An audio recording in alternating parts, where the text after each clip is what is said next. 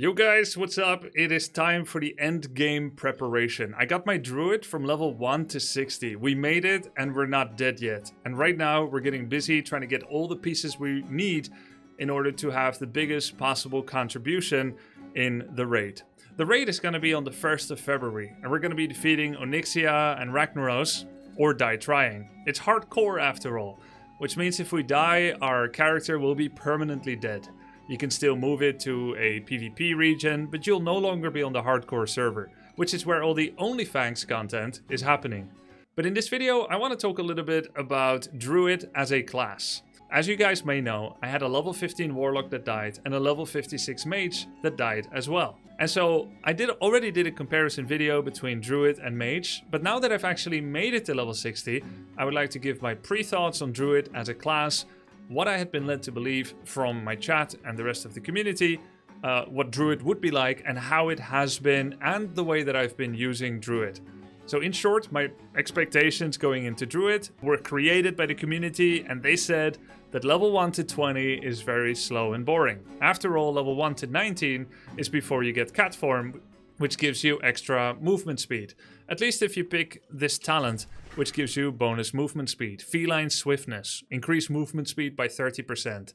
That's kind of like a soft core mount that you get before you get mount, which is 160% movement speed, and it really helps to get through the map faster. Additionally, Feral Cat gives you a lot of bonus damage from agility and strength, strength being twice as important in terms of extra DPS, whereas agility still gives critical chance as well. And so things start up going a lot faster once you unlock Cat. And then you unlock Bear as well, which can make you a tank. And you've got a healing tree. So I went with Druid anyway, even though people warned me about level 1 to 19 being slow, because I wanted to unlock and experience more different parts of the game than I had done so far, playing a Warlock, which is DPS, mostly damage over time, and then Mage, which has both burst and AoE and damage over time. Phenomenal class, by the way. Love Mage. Would love to play it again, run it back again. But I wanted to go into Druid because it unlocked the ability to play tank and or DPS and or healing. So by now I've done it all. I had a couple of dungeons around level 30 where I ended up performing the healing duties. I did tanking in Wailing Caverns. In Zul'Farrak I did healing again. And I did healing again at level 58 against Shai Rotam, the most northernmost quest in Winterspring, where you face 2 level 60 elite wolves. And that also happened to be the last time I did healing. Let's first talk about the healing, because it's the shortest chapter. WoW Classic on the 20th anniversary hardcore server is mostly a reprisal of how it was back then, but there's a couple of changes. Dual specking was not available when the game came out, but it is now. It's one of the few concessions that were made towards modern quality of life, whereas many other things that you might see in Season of Discovery are not actually in this version of the game. But dual specking is possible for 50 gold, and I did. I made use of it, and on my secondary talent tree, I went to get a lot of different healing talents. I had to learn things like Nature Swiftness and Swift Mending, and I even used a little bit of Insect Swarm and Tranquility, which sounds just like the Tranquility from Warcraft 3 and works just like it as well. Super cool to see those abilities come to life. Healing is a lot of fun, and one day I would like to have a dedicated character to healing. Most likely, I would like to have a priest sometime, whether it's going to be a Night Elf priest next year, or in this season an Undead or Troll priest. But either way, I think it would be a lot of fun. I did notice though that my hotkey setup for healing was insufficient.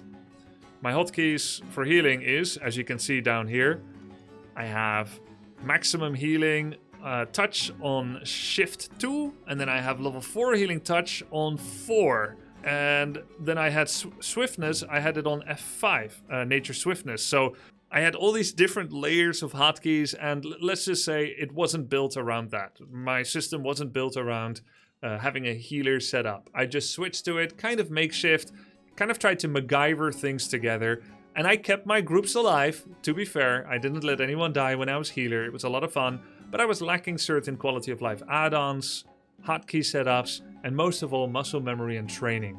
I did have a secondary talent tree and a secondary healing set with intellect and spirit and stamina gear and bonus to healing and so on. But ultimately, I felt like the risk was too high to continue seriously healing and speccing into it, when I prefer to center all my crisis-solving problems, all my muscle memory around what I'm expecting to be doing in the first raid. And I've already been given permission to pick any role I want as Druid by the guild leadership, assuming I'm going to be in the first raid. Whether it was going to be tank, healing, or DPS, everything was okay. I see some people saying on YouTube, little bro, you're going to be healer for sure. That's what Druid has to do in raids. And that might be true in 100% sweat guilds, may or may not be. I take everything with a grain of salt, because a lot of the community has feedback on optimal play that is directly contradictory to other parts of the community. So you gotta find your own way, you gotta believe in what you believe and listen to the pro players. But overall, I've been given permission, so either way, I can do any one that I want. And here's my plan. I'm gonna be DPS in the first raid, and if I survive and I end up raid leading, God help us all, God save our souls. If I end up raid leading in the second one, I'm gonna be doing tanking. So I'm collecting tanking and DPS gear. And so I decided that for this Druid character, I'm not gonna be doing any more healing.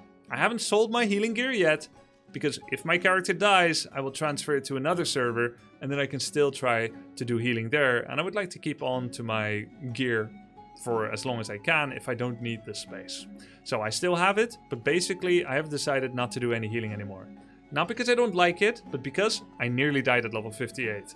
I was healing in a group with Annie and 2 strangers, and there was a fear on the 2 warriors who were not in Berserker stance. Shai Rotam came for me, and in that moment I forgot all my military training. I forgot I could become a bear. I mismanaged my mana. I did Hurricane on a single target. I didn't have enough left to save myself. Didn't use sticky glue. It's because I was learning so many other things about healing. It's like, oh, my positioning. I'm in Druid form. Heal him, heal her, etc. I don't want to lose my character again when I'm dual speccing, which is what happened with my mage. I was dual speccing out of AoE. I didn't have improved Blizzard, and at level 56 I died because I did a panic blizzard when units came for us, and it didn't slow them. That's exactly the problem I'm trying to avoid. So healing has been shelved away, and I would love to reprise the role once again as a priest. So what am I going to be doing? I'm going to be focusing on DPS and tanking, like I said. I have a double spec tree. I want to show you guys my talent build, which I was advised by a sweaty WoW player. Sweaty in this case stands for hardcore or try hard. So anyways, this is my talent tree for feral DPS. I have 5 points in the upper of balance in order to unlock natural weapons, which gives 10% physical attack. Omen of Clarity, which gives me free energy or rage or mana cast on the next one every now and then when I crit. Which, by the way, no, not when I crit.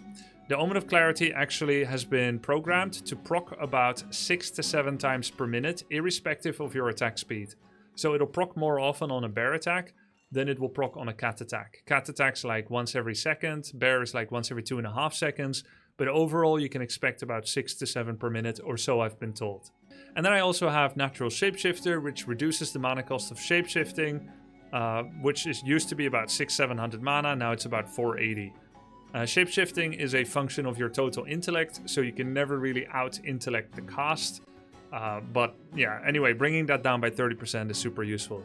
In the Restoration tree, 5 points in Furor, together with Wolf's Head Helm. It means that when I shapeshift or power shift, I will have about 60 to 80 energy immediately. Technically it's 60, but it could be right before there's a new energy tick on the server, which means I will basically have 80 for all intents and purposes.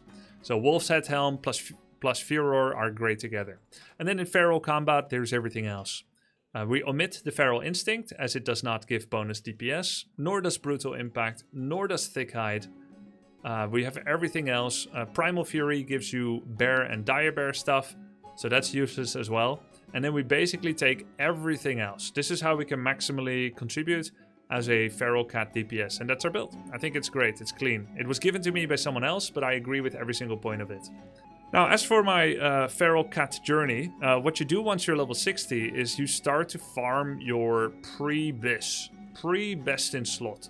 I'm kind of following this list from Icy Veins, which says I should get Wolf's Head Helm, True Strike Shoulders, Cadaverous Armor, Shadowcraft Bracers, and so on. Sometimes there's multiple items listed. The top one in that case would be the most preferred, like the Tarnished Elven Ring, of which you can have 2 because they're not unique. But there's also nice alternatives like Blackstone Ring, Myrmidon Signet, Painweaver Band, etc. So there's sometimes several in the list. Manual Crowd Pummeler, you need several of. This is actually a level 32 or level 34 weapon. It is the best. It has pretty nice stats. A stat stick is all you want as a Feral Cat DPS. But the biggest part of all is it has an active use to increase your attack speed by 50% for 30 seconds.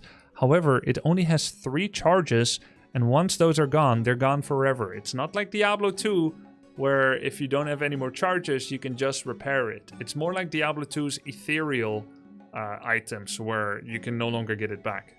Because of that, I need to go to Gnomeregan alone and farm the Elite Crowd Pummeler over and over to get a 1/3 drop chance to get the Crowd Pummeler drop, the MCP, as it's called. And I've been doing that. And in fact, I have gotten insanely lucky. I want to farm many of these. You need dozens of these, potentially. And I've done about 20 runs or less, and I have 12.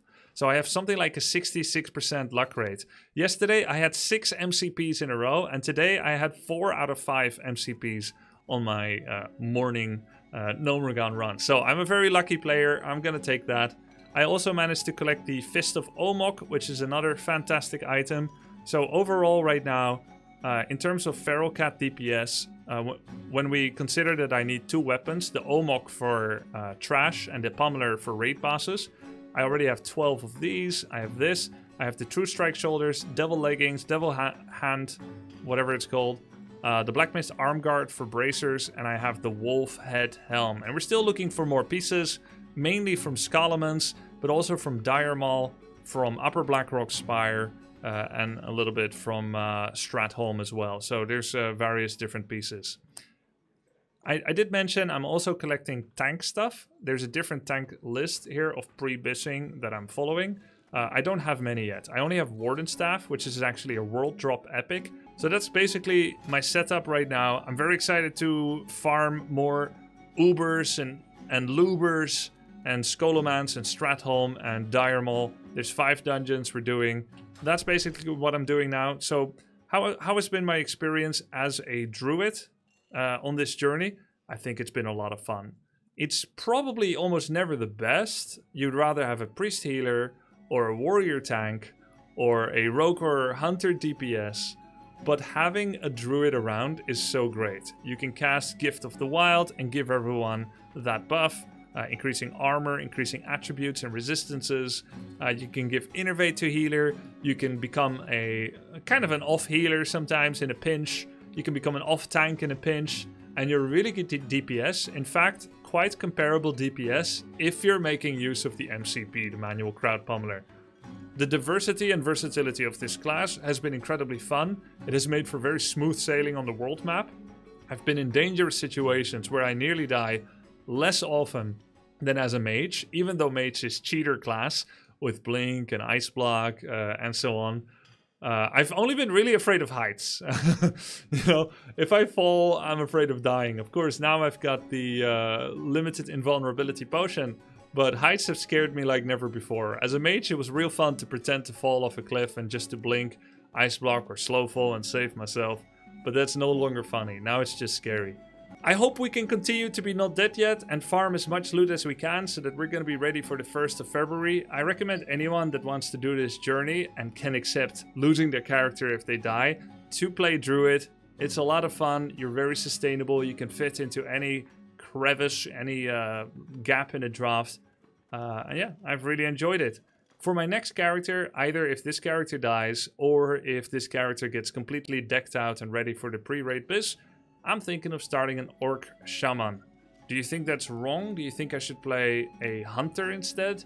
Or run it back on Mage? Let me know in the comments. And hope you enjoyed this little summary of the journey and my plans so far. Thanks for watching. See you next time. Bye.